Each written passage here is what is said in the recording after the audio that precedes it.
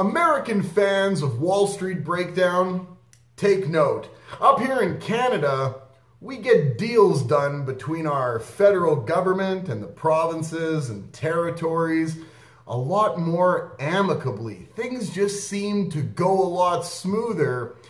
And I would imagine maybe because of the topic, maybe everybody just sat back and lit one up and they relaxed and were able to find themselves in a whole lot of agreement. I'm Cody from Wall Street Breakdown. Up here in Canada today, the federal government and the provinces and the territories have all come to an agreement on who's going to get what cut when marijuana is finally legalized. The provinces and territories across Canada are all going to receive an equal share, 75% of tax revenue from the sale of legalized marijuana. Now, this agreement is only for the first 2 years and obviously will be renegotiated as time goes on. Ottawa is going to retain 25% of all the tax proceeds from legalized marijuana, up to $100 million a year, with any surplus over and above, again, being given to the provinces and territories. Now, in the first few years, Ottawa's only assuming that they're going to make about $400 million total. But again, this is all a bunch of assumption until marijuana is actually legalized. We're not entirely sure just how much revenue from taxes from the sale of marijuana might come rolling in to Ottawa. So the provinces and territories, as well as a lot of municipalities, are concerned with the cost of policing. That's going to be their main concern, as people may choose to now drive inebriated more frequently. I'm not entirely sure. I don't suggest anybody out there consume anything that makes you a little and then drive around. We've got enough bad drivers on the road. We don't need any more of them out there. So please, if you're going to indulge in legalized marijuana or anything else that happens to make you a little bit inebriated, do not, I repeat, do not get behind the wheel.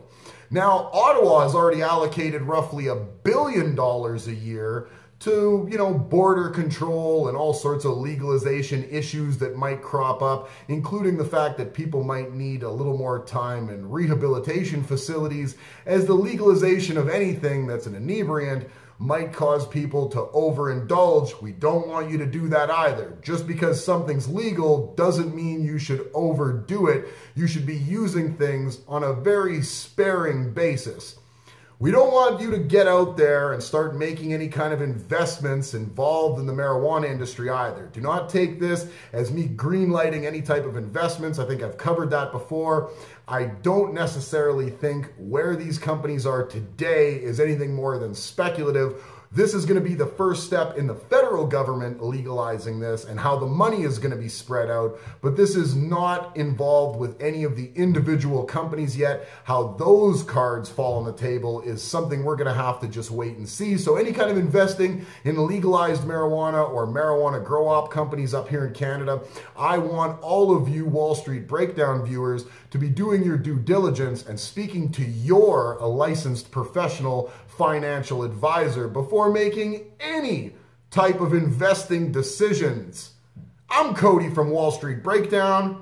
Like, subscribe, notification bell, and comments. We want to know what you think about Canada legalizing marijuana. We want to know what you think about the fact that the Ontario government, the Liberal government in Ontario, came out today and said while they were going to balance the budget for 2017, it sounds like Ontario might be running a $4 billion rough deficit. That is not good for a balanced budget. Do you think that the tax revenue from some of this legalized marijuana could help some of these provinces get their financial affairs in order? I know here in Alberta, the NDP have run our deficit up significantly.